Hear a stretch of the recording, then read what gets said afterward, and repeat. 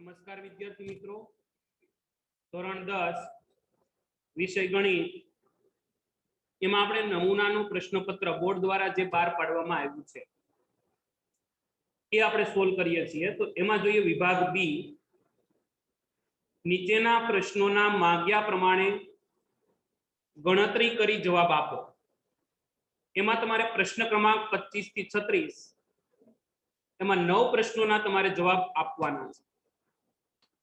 9 પ્રશ્નોના સાચા જવાબ માટે પ્રત્યેકના 2 ગુણ લેખે 18 ગુણ તમને મળવાના છે।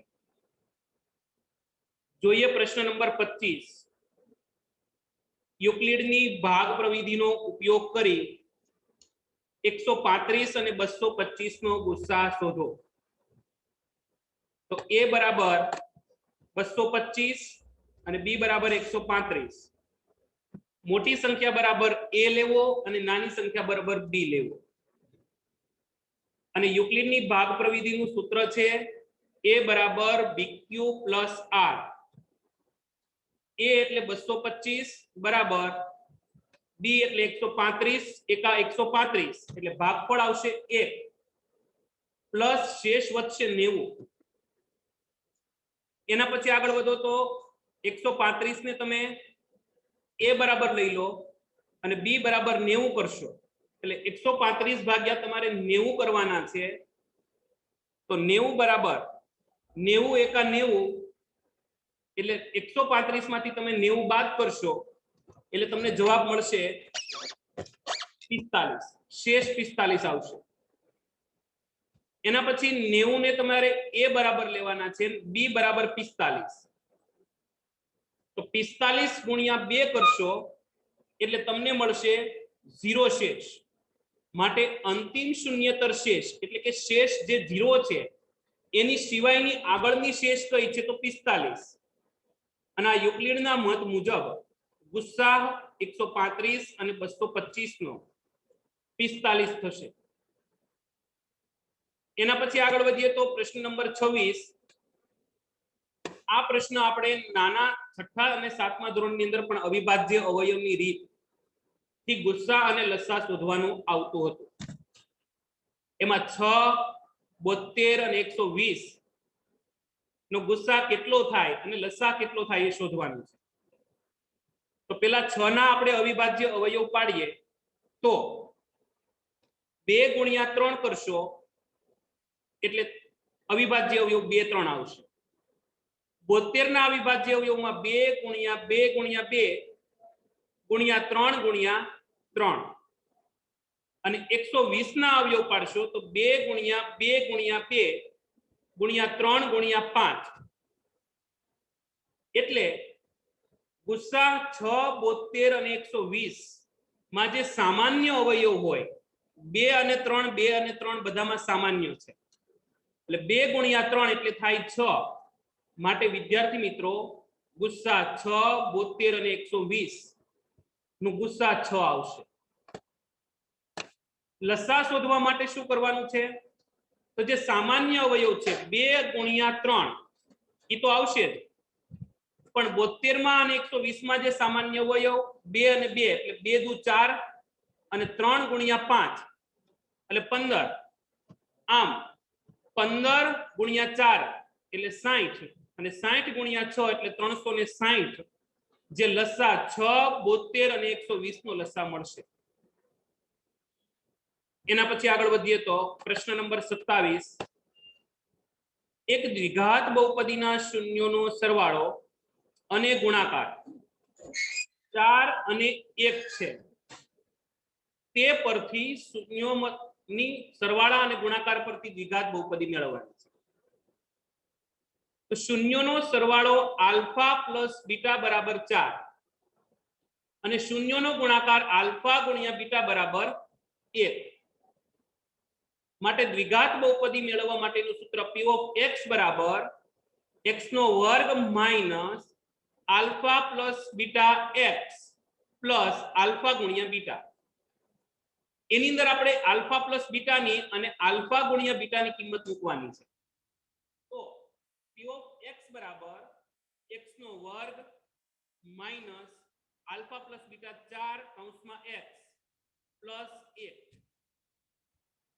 માઇનસ 4x પ્લસ 1 સાદુરૂપ આવશે માટે બહુપદી મળશે આપણને p ઓફ x બરાબર x નો વર્ગ માઇનસ 4x પ્લસ 1. આમ દ્વિઘાત બહુપદી આપણને શૂન્યોના સરવાળા અને ગુણાકાર પરથી મળશે. એના પછી આગળ વધીએ તો પ્રશ્ન નંબર 28 સમાંતર શ્રેણી 10 7 4 અપ ટુ -62 માં છેલ્લેથી 11મું પદ શોધો. એટલે સમાંતર શ્રેણી આપણને આપેલી છે 10 7 4 અને છેલ્લું પદ -62.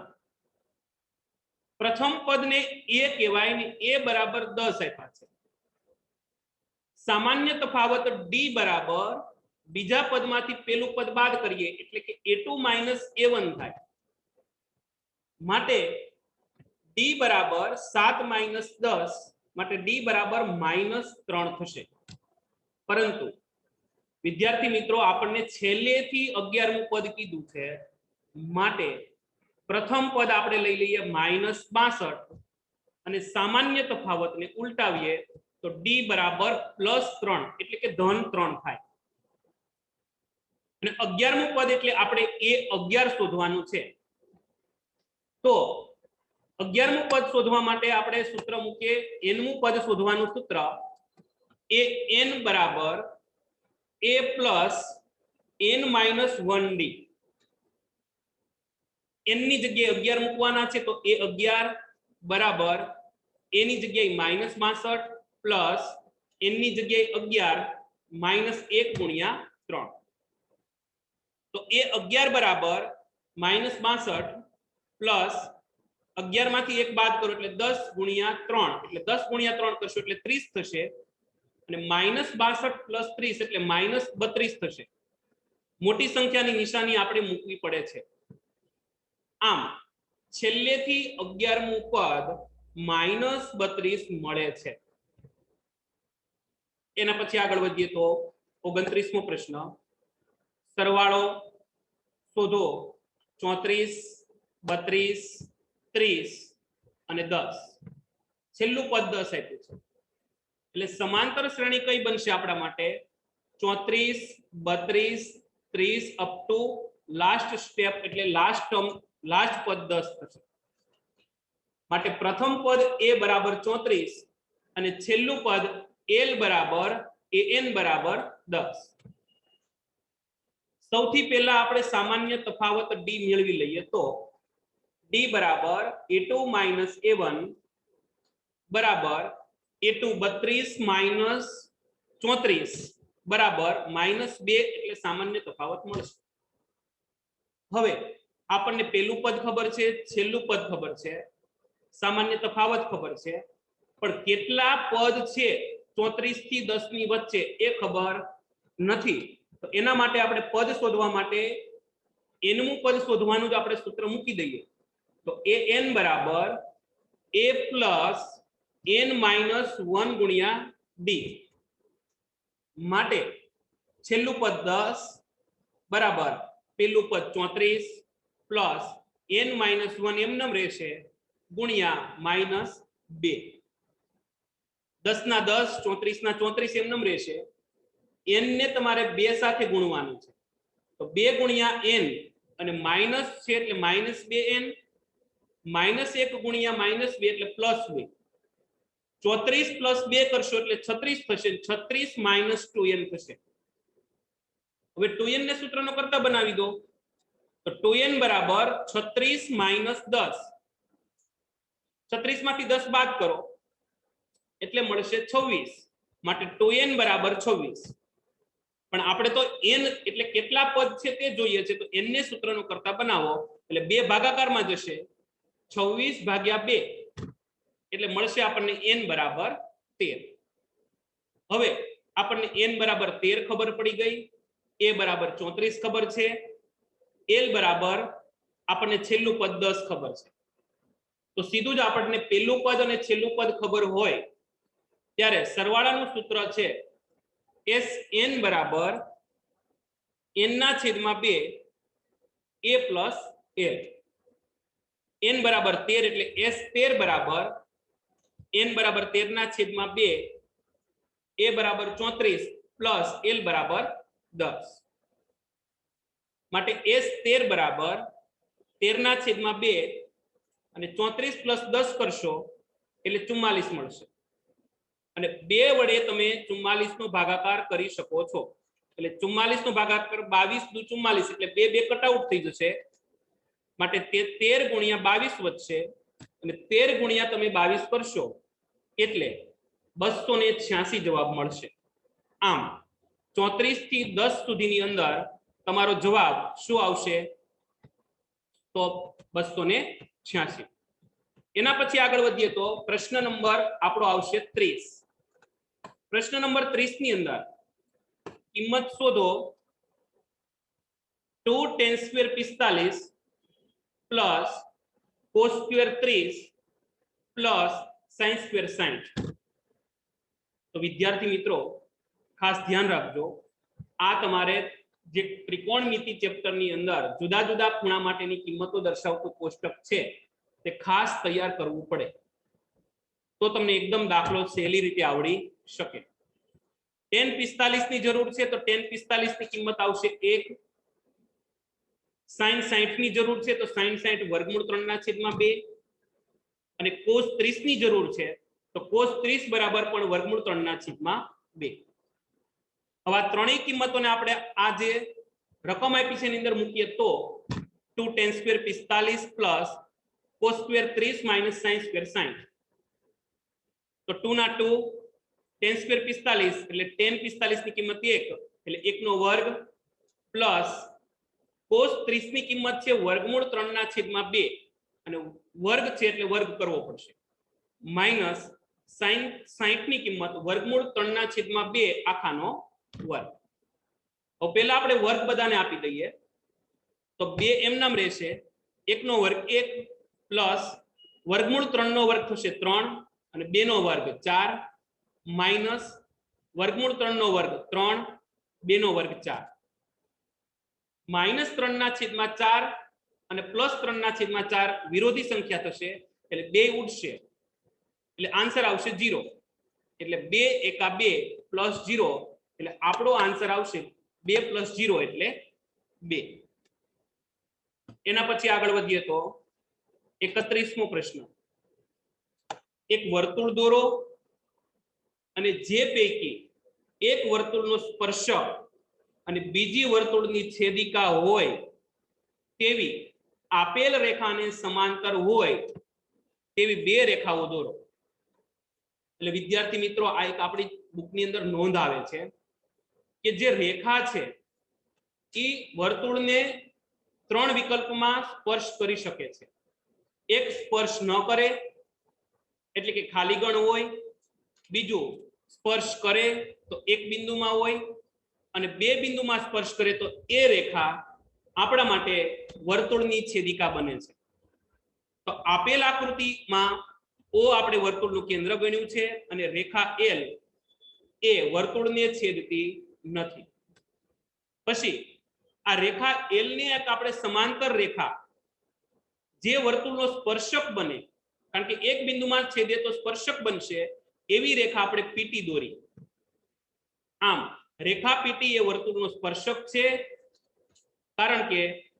પી બિંદુમાં એક જ બિંદુમાં વર્તુળને સ્પર્શે છે અને એલ સમાંતર પીટી પણ છે અને એ જ બે રેખાને સમાંતર આપણે એક રેખા બીજી દોરશું એબી અને એબી રેખા છે વર્તુળને બે બિંદુઓમાં છેદતી હોવાથી એ વર્તુળની છેદિકા બનશે આમ આપેલી રકમ પ્રમાણે વર્તુળનો સ્પર્શક અને વર્તુળની છેદિકા એ આપણને આપેલી રેખા એલ માટે સમાંતર હોય એવી બે રેખાઓ છે એના પછી આગળ વધીએ તો પ્રશ્ન નંબર 32 વર્તુળના કેન્દ્રથી 5 સેમી અંતરે આવેલા બિંદુ એ થી દોરેલા સ્પર્શકની લંબાઈ 4 સેમી છે તો વર્તુળની ત્રિજ્યા શોધો તો વિદ્યાર્થી મિત્રો પેલા ઓ કેન્દ્રિત વર્તુળ છે આ ઓ કેન્દ્રિત વર્તુળમાં 4 સેમી દૂર સોરી સ્પર્શક ટીએ 4 સેમી છે અને બહાર આવેલું બિંદુ 5 સેમી છે, તો ઓટી આપણા માટે થશે ત્રિજ્યા. અને કાટકોણ ત્રિકોણ બને છે ત્રિકોણ OTA માં માપ ખૂણો T બરાબર 90, જેમાં O એ કર્ણ બનશે કારણ કે કાટખૂણાની સામેની બાજુને કર્ણ કહેવાય. તો આપણને જે માપ આપ્યા છે જોઈએ તો OA બરાબર 5 સેમી, TA બરાબર 4 સેમી અને ત્રિજ્યા OT શોધવાનું કીધું છે. તો જ્યારે કાટકોણ ત્રિકોણ આવે ત્યારે વિદ્યાર્થી મિત્રો ખાસ એક જ વસ્તુ તમારે યાદ રાખવાની, પાયથાગોરસના પ્રમેયથી બે બાજુના માપ આપ્યા હોય તો ત્રીજી બાજુનું માપ તમે આસાનીથી શોધી શકો છો. તો પાસ થવા માટે પાયથાગોરસના પ્રમેય કેવી રીતે લગાવવા એ પણ શીખવું ખૂબ જરૂરી છે. તો પહેલા કર્ણ જે હોય તે કર્ણનો વર્ગ બરાબર બાકીની બે બાજુ એટલે કે OT અને OA, OT અને TA એના વર્ગના સરવાળા બરાબર થશે. OA આપ્યું છે 5 સેમી તો 5 નો વર્ગ બરાબર OT આપણે શોધવાનું છે તો OT સ્ક્વેર પ્લસ TA આપ્યું છે 4 તો 4 નો વર્ગ, 5 નો વર્ગ 25, OT સ્ક્વેર બરાબર 4 નો વર્ગ 16. OT સ્ક્વેર ને સૂત્રનો કરતા બનાવો એટલે 16 ને તમારે ડાબી બાજુ ધક્કો મારવો પડશે એટલે 25 - 16 થશે. 25 - 16 કરશો એટલે 9 મળશે એટલે OT સ્ક્વેર = 9, પણ આપણે તો OT શોધવાનું છે તો OT બરાબર વર્ગમૂળમાં 9 થશે કારણ કે આ બાજુ તમે વર્ગ કાઢશો એટલે વર્ગમૂળ ચડશે, માટે OT બરાબર આવશે વર્ગમૂળમાં 9 અને વર્ગમૂળ 9 ની કિંમત 3 છે માટે OT બરાબર 3 સેમી થશે. આમ વર્તુળની ત્રિજ્યા 3 સેમી થાય. કદાચ તમને વ્યાસ પૂછે તો ડબલ કરી નાખવું કારણ કે વ્યાસ ત્રિજ્યા કરતા બમણો હોય છે તો 6 સેમી થાય, પણ આપણને તો આમાં ત્રિજ્યા સુધી કીધું છે એટલે આપણો જવાબ 3 સેમી રહેશે. એના પછી આગળ વધીએ તો ખાસ મહત્વનો અને મોસ્ટ આઈએમપી પ્રશ્ન, બે સમકેન્દ્રી વર્તુળોની ત્રિજ્યાઓ અનુક્રમે છે 5 સેમી અને 3 સેમી છે. મોટા વર્તુળની જીવા નાના વર્તુળને સ્પર્શે છે તો એ જીવાની લંબાઈ શોધો. તો વિદ્યાર્થી મિત્રો સમકેન્દ્રી વર્તુળ એટલે કેન્દ્ર તમારે સમાન રાખવાનું છે. તો O કેન્દ્રિત વર્તુળો બે છે, એમાં મોટું વર્તુળ એની ત્રિજ્યા આપણે OB 5 સેમી છે અને નાનું વર્તુળ જેની ત્રિજ્યા OP 3 સેમી છે. અને મોટા વર્તુળની ત્રિજ્યા મોટા વર્તુળની જીવા AB નાના વર્તુળને P બિંદુમાં દુભાગે છે એટલે બે સરખા ભાગ કરે છે એટલે થશે AP = PB અને OP લંબ AB, કારણ કે ત્રિજ્યા સાથે સ્પર્શક હોય તે લંબ હોય છે માટે માપ ખૂણો P બરાબર 90. તો અહીંયા આપણે ત્રિકોણ બને છે ત્રિકોણ OPB, એમાં માપ ખૂણો P બરાબર 90 એટલે 90 ની સામેની બાજુ થશે OB કર્ણ, માટે OB બરાબર 5 સેમી છે, OP બરાબર 3 સેમી છે તો PB મળી જશે. આગળના દાખલામાં મેં પણ તમને કીધું કે જ્યારે એક ખૂણો કાટખૂણો હોય ત્યારે તમારે ફરજિયાત પાયથાગોરસના પ્રમેયને લાગુ પાડવાનું છે. તો પાયથાગોરસના પ્રમેયની અંદર કર્ણ છે OB તો OB સ્ક્વેર = બાકીની બે બાજુ એટલે OP square plus PB square. OB છે 5 એટલે 5 નો વર્ગ બરાબર OP છે 3 તો 3 નો વર્ગ પ્લસ PB નું માપ નથી તો PB સ્ક્વેર એમનેમ રહેશે. 5 નો વર્ગ 25, 3 નો વર્ગ 9 plus PB square. PB square ને સૂત્રનો કરતા બનાવશો એટલે 9 તમારા ડાબી બાજુ બાદમાં જશે એટલે 25 - 9 એટલે 16, માટે PB સ્ક્વેર બરાબર 16, પણ આપણે તો PB શોધવાનું છે તો વર્ગ કાઢશો એટલે વર્ગમૂળ ચડશે માટે PB બરાબર વર્ગમૂળમાં 16, માટે PB બરાબર વર્ગમૂળ 16 એટલે જવાબ આવશે 4 સેમી. પરંતુ આપણે આગળ જોયું એ પ્રમાણે AP અને PB નું માપ સમાન છે એટલે AP અને PB 4 સેમી થશે અને આખી જીવા AB બરાબર AP પ્લસ PB નો સરવાળો એટલે જીવા AB બરાબર 4 + 4 એટલે 8 સેમી થાય. આમ જીવા AB ની લંબાઈ 8 સેમી થશે. એના પછી આગળ વધીએ તો પ્રશ્ન નંબર 34,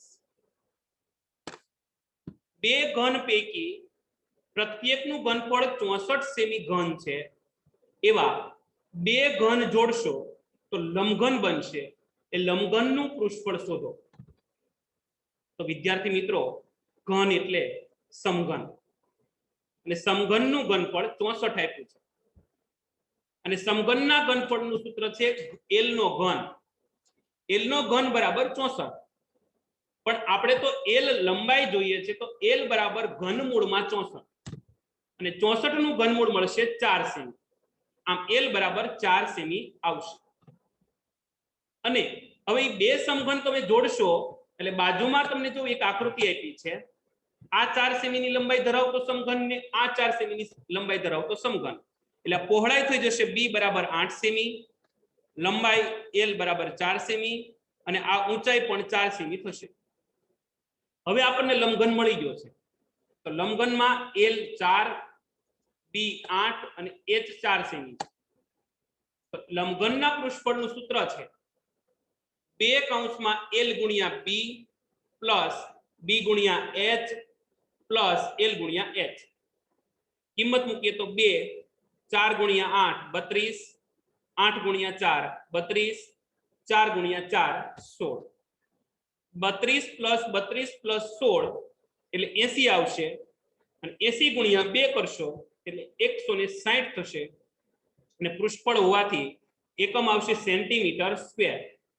આમ લંબઘનનું પૃષ્ઠફળ 160 સેન્ટીમીટર સ્ક્વેર થશે.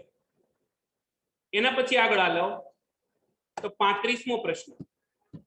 વિદ્યાર્થીઓનો એક સમૂહ હતો, એને એક વસ્તીના 20 પરિવારની સભ્ય સંખ્યા પર સર્વેક્ષણ હાથ ધર્યું. તો તેનાથી પરિવારના સભ્યોની સંખ્યા માટે નીચે પ્રમાણે આવૃત્તિ વિતરણનું કોષ્ટક બને છે. પરિવારની સભ્ય સંખ્યા વર્ગીકૃત માહિતીમાં અને સતત વર્ગીકૃત માહિતી આપેલી છે, અને સામે પરિવારોની સંખ્યા આપી છે 1 થી 3, 3 થી 5, 5 થી 7, 7 થી 9 અને 9 થી 11. 1 થી 3 સભ્ય હોય એવા 7 પરિવાર છે, 3 થી 5 સભ્ય હોય એવા 8 પરિવારો છે, 5 થી 7 સભ્ય હોય એવા 2 પરિવારો છે, 7 થી 9 સભ્ય હોય એવા પણ 2 પરિવારો છે, અને 9 થી 11 સભ્ય હોય એવા 1 પરિવાર છે. અને આ માહિતી માટે બહુલક શોધો. તો વિદ્યાર્થી મિત્રો, બહુલક એટલે શું? તો સૌથી વધુ આવૃત્તિ ધરાવતું જે અવલોકન છે એ આપણો બહુલક ગણાય. પણ વર્ગીકૃત માહિતીની અંદર બહુલક શોધવા માટેનું સૂત્ર છે. તો સૌપ્રથમ આપણે જે સૌથી વધુ આવૃત્તિ છે એને F1 કહી દઈશું, અને એનો જે વર્ગ છે 3 થી 5 એ આપણો બહુલક વર્ગ થશે. અને એમાં જે 3 આપ્યા છે એ આપણી અધઃ સીમા L બરાબર 3, અને સૌથી વધુ આવૃત્તિ F1 એ બહુલક વર્ગની આવૃત્તિ ગણાશે 8. બહુલક વર્ગના આગળના વર્ગની આવૃત્તિ જે F0 ગણાશે જે 7. બહુલક વર્ગના પાછળના વર્ગની આવૃત્તિ F2 બરાબર 2, અને વર્ગ લંબાઈ h બરાબર પણ સમાન છે તો 2. L બરાબર 3, F1 બરાબર 8, F0 7, F2 2 અને h બરાબર પણ 2. આ બધી કિંમતોનો ઉપયોગ કરીએ અને બહુલક શોધવો હોય તો બહુલકનું સૂત્ર છે બહુલક z બરાબર L plus F1 minus F0 છેદમાં 2F1 minus F0 minus F2 ગુણ્યા h. ઉપરની બધી કિંમતો આપણે સૂત્રમાં મૂકીએ તો L બરાબર 3 આપ્યા છે, F1 8 માઇનસ F0 7 છેદમાં 2 ગુણ્યા F1 એટલે 8 માઇનસ 7 માઇનસ 2 ગુણ્યા વર્ગ લંબાઈ h પણ 2. માટે z બરાબર 3 પ્લસ 8 માંથી 7 બાદ કરો 1, 8 દુ 16 માઇનસ માઇનસ પ્લસ 7 વત્તા 2 9 થાય. 16 માંથી 9 બાદ કરો એટલે 7 થશે, અને ગુણ્યા 2. ઉપરનો ઉપર ગુણાકાર થશે 2 ગુણ્યા 1 એટલે 2, અને 2 ના છેદમાં 7, અને 2 ભાગ્યા 7 કરશો એટલે 0.2857 મળશે. અને જો તમે બે પોઈન્ટ પછી બે જ આંકડા લખવા માંગતા હોય તો પોઈન્ટ પછી 5 આવે છે માટે 0.29 લખી શકો છો અને 3 સાથે તમે સરવાળો કરશો એટલે 3.29 સભ્ય તમને મળશે. આમ માહિતીનો બહુલક 3.29 સભ્ય થશે. એના પછી આગળ વધીએ તો પ્રશ્ન નંબર 36. એક થેલામાં લાલ, ભૂરો અને પીળો એમ 3 સમાન કદના દડા છે. કૃતિકા થેલામાં જોયા વગર એક દડો થેલામાંથી યાદચ્છિક રીતે પસંદ કરે છે. તો તેણે પસંદ કરેલો દડો એક પીળો હોય અને બીજી ઘટના લાલ હોય એની સંભાવના કેટલી? તો વિદ્યાર્થી મિત્રો પહેલા સૌપ્રથમ ગમે ત્યારે સંભાવનાનો દાખલો ગણવા બેસો ત્યારે કુલ પરિણામો લખી લેવા. તો કુલ પરિણામોની સંખ્યા n બરાબર 3 છે. લાલ દડો 1 છે, ભૂરો દડો 1 છે ને પીળો દડો 1 છે. ઘટના એ બને છે દડો પીળો હોય માટે શક્ય પરિણામોની સંખ્યા એટલે કે ઘટના એ બનવા માટેના સભ્યો 1 છે માટે સંભાવના p ઓફ a બરાબર n ઓફ a ના છેદમાં n માટે p ઓફ a બરાબર શક્ય પરિણામો 1 છે, કુલ પરિણામો 3 છે. આમ દડો પીળો હોવાની સંભાવના 1/3 મળશે. એના પછી આગળ વધીએ તો ઘટના બી દડો લાલ હોય તો શક્ય પરિણામોની સંખ્યા n ઓફ b એટલે કે ઘટના બી બનવા માટે કેટલા પરિણામો છે? તો લાલ દડો એક જ હોવાથી n ઓફ b પણ એક જ આવશે. સંભાવનાનું સૂત્ર p ઓફ b બરાબર શક્ય પરિણામો n ઓફ b ના છેદમાં કુલ પરિણામો n માટે n ઓફ b એટલે 1 થશે અને કુલ પરિણામો 3 એટલે p ઓફ b બરાબર 1/3 થશે. આમ દડો લાલ હોવાની સંભાવના 1/3 થશે. આમ વિદ્યાર્થી મિત્રો અહીંયા આપણું વિભાગ બી નમૂનાના પ્રશ્નપત્ર પ્રમાણે પૂરું થાય છે. હવે આગળના વિડીયોમાં આપણે વિભાગ સી જે બોર્ડના માળખા પ્રમાણે પરિરૂપ પ્રમાણે જે વિભાગ સી છે એને આપણે જોઈશું. ખાસ આ વિભાગ બી ધ્યાનથી સાંભળી વિડીયો શેર કરજો અને લાઈક કરજો. બસ અસ્તુ.